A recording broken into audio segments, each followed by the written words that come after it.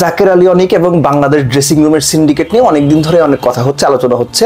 West ইন্ডিজের বিপক্ষে তৃতীয় টি-20তে আপনি খেয়াল করেন, যখন ম্যাচের 32 বল বাকি, তখন সাইফ আউট হলেন।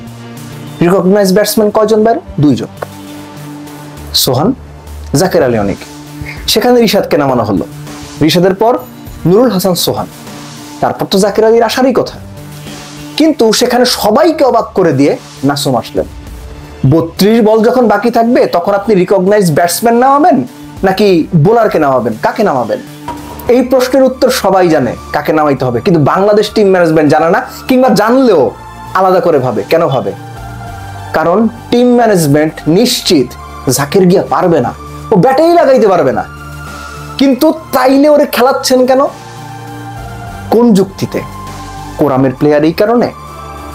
এই যে কোলে বসায় বাচ্চারে ফিডার খাওয়াইয়া বড় করবেন, বাচ্চার বয়স তো 20 বছর হয়ে গেছে, এখনো যদি ফিডার খাওয়ান তাহলে তো বাচ্চা অটিস্টিক, তার ডিফারেন্ট টাইপের কেয়ার দরকার। এইভাবে তো হবে না। আপনি রিশাদকে নামায়া জাকেরকে লুকাইতে চাইলেন, আপনি নাসুমকে নামায়া জাকেরকে লুকাইতে চাইলেন। একজন ফিনিশার, রেডি প্রোডাক্ট, সেই ফিনিশার রেডি প্রোডাক্টকে আপনারা 8 নম্বরে নিয়ে নামাইলেন। অর্থাৎ মেসেজটা স্পষ্ট, জাকেরের ওপর খোদ ক্যাপ্টেন কোচেরই কোনো ভরসা নাই। তাহলে নামাইছেন কেন? ওরা খেলাচ্ছেন কেন? ছেলেটা বাউন্ডারি লাইনে গিয়ে ফিল্ডিং করার সময় দর্শক তাকে জাতা বলে, গালিগালাজ করে, দুয়ো তোলে। এটা কি ভালো হচ্ছে? আপনারা জাকেরের সর্বনাশ করতেছেন। এই ছেলেটা যতটুকু ভালো খেলতো, আমি আবারও বলতেছি, আগে একটা ভিডিওতে বলছি, সে তো ভালো খেলছে, খারাপ সময় যাইতেই পারে, কিন্তু এত খারাপ সময়ের মধ্যে তাকে ক্যারি করা কেন? কোন লাভে, কোন যুক্তিতে, কোন স্বার্থে, কি কারণে? এগুলোর উত্তর আমার কাছে নাই। যাদের কাছে উত্তর আছে, তারা বাংলাদেশ ক্রিকেটটাকে শেষ করে দিচ্ছে। তাদের নোংরামিতে বাংলাদেশ ড্রেসিং রুমে এখন ডাস্টবিনের দুর্গন্ধ ছড়াচ্ছে। একটা ব্যাটসম্যানকে আপনি প্রপার ব্যাটসম্যান ফিনিশার হিসেবে একাদশে নিলেন, তারা নামাইলেন 8 নম্বরে, সরি, তারপর সে এক্সপোজ হয়ে গেল। কেমন এক্সপোজ? জাকেরের এলবিডব্লিউটা মনে আছে? ফার্স্ট বলেই আউট হইতে পারতেন যদি কি এই ওয়েস্ট ইন্ডিয়ান ওপেনার ওই ক্যাচটা বা জাজমেন্টটা ঠিক করে ফিল্ডিংটা করতে পারতেন, করতে পারে নাই। ক্যাচ মিস করছেন, 4ও বানাই দিয়েছেন, আগে ড্রপ করছে বল। তিনি যে বলটা আউট হইলেন, it's a full toss ball. Full toss বলেও এই জাকের আলী অনিক লেগ সাইডে ঘুরাইতে গেছে, এলবিডব্লিউ হয়েছে।